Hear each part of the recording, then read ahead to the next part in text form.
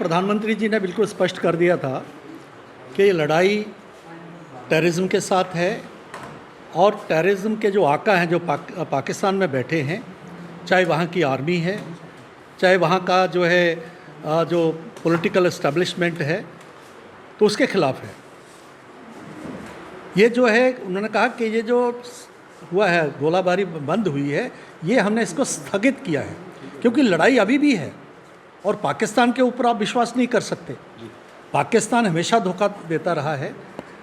Shimla agreement में भी हमने देखा, उसके पहले जो 71 वार में भी 93,000 जो उनके फौजियों ने सरेंडर किया था और जिस प्रकार से पाकिस्तान गिड़गिड़ाया था, उसके बाद जो है उस समय की जो लीडरशिप उनकी बात में आ गई और हमने जो है समझौता किया। बेशक बांग्लादेश बना, बहुत बड़ी कंट्रीब्यूशन थी, लेकिन जो है पाकिस्तान के ऊपर जिस प्रकार से हम भरोसा करते रहे हैं वो अभी नहीं। मैं बड़े स्पष्ट करके कह रहा हूँ कि जो टेररिस्ट हैं, जो लश्कर-ए-तोयबा है, TRF उनको कहते हैं, हिजबुल मुजाहिदीन है, या जैश मोहम्मद है, ये जैसे रेगुलर आर्मीज़ हैं उनकी, उसी का एक पार्ट है।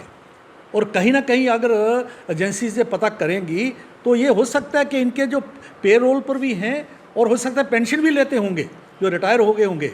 इस प्रकार तभी तो जो है जब वहाँ जो है जब टेररिस्ट मारे जाते हैं और लेफ्टिनेंट जनरल पाकिस्तानी आर्मी का और जो लीड कर रहे हैं, जो वहाँ पर जो है जनाजा पढ़ रहे हैं, वो इंटरनेशनल टेररिस्ट पढ़ रहे हैं, तो ये है।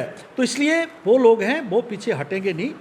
और मैं मुझे बताता हूँ कि यहाँ पर क्योंकि काफ़ी लोग ऐसे हैं अभी अंदर बैठे हुए हैं, उनके ओवरग्राउंड वर्कर्स भी हैं, उनको सपोर्ट करने वाले हैं। तो ये ऑल आउट जो है जो ऑपरेशन है, जिसका नाम सिंदूर जो है ऑपरेशन सिंदूर दिया गया, उसके मद्देनज़र उनको भी समाप्त करेंगे और उधर से गोली आएगी, प्रधानमंत्री के शब्दों में इधर से गोला जाए कि जो टेररिज्म जो जड़ थी, जहाँ जहाँ इनके टेररिस्ट कैंप्स थे, उसको नस्त नाबूद करना। आपने देखा कि 7 तारीख की शाम को, रात को जो है 6 तारीख रात को और शाम के बीच में जो है रात को 1 बजे से लेकर 1:35 तक जो ब्रीफिंग आई है, उसमें देखा किस तरह से आर्मी ने स्ट्रैटेजिक पोजीशंस करके 9 ऐसे टेरर जो कैंप्स पाकिस्तान के अंदर चलते थे, वो उनको रास्ता नाबूद किया।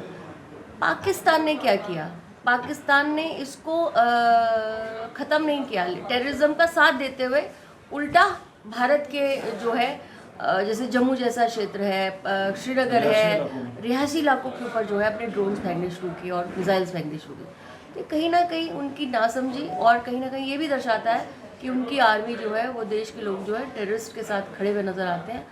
ये एक जो है बहुत बड़ा जो पूरे वर्ल्ड ने देखा है कि किस तरह से उनकी आर्मी किसके साथ खड़ी नज़र आती है। और हमारा जो लक्ष्य है, हमारा लक्ष्य आज भी अगर वो कहीं ऐसी ज़रूरत करेंगे तो हमारा ऑपरेशन सिंदूर जो है, माननीय प्रधानमंत्री जी ने जिस तरह से संबोधन दिया कि वो हॉल्ट हुआ है लेकिन वो कम्प्लीटली फिनिश नहीं हुआ।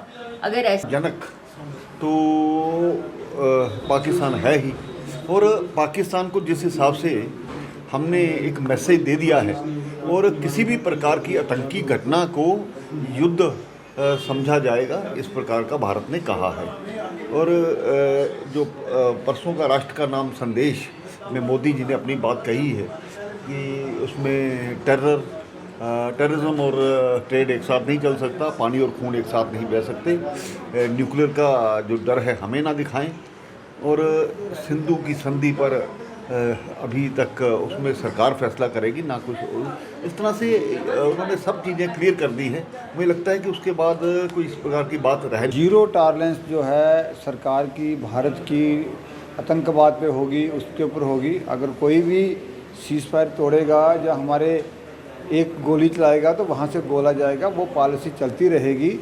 मुझे लगता है कि पाकिस्तान एक ऐसा देश है जो हर बार कहा है कि इसके ऊपर विश्वास यकीन करना बिल्कुल मुश्किल है। ये कोई ना कभी भी कोई भी हरकत कर सकता है। इसलिए भारत के सुरक्षा बल, भारत की सिक्योरिटी फोर्सेज, भारत की आर्मी, भारत की सरकार सभी बड़ा बारीकी से हर चीज़ पे ध्यान रख रही है। मुझे लगता है कि हमें देश की सरकार के ऊपर और देश की सिक्योरिटी फोर्सेज के ऊपर, देश की आर्मी के ऊपर, सेना के ऊपर विश्वास रखना चाहिए। और हर बात को निपटने में हमारी जो सरकार है, सिक्योरिटी फोर्सेज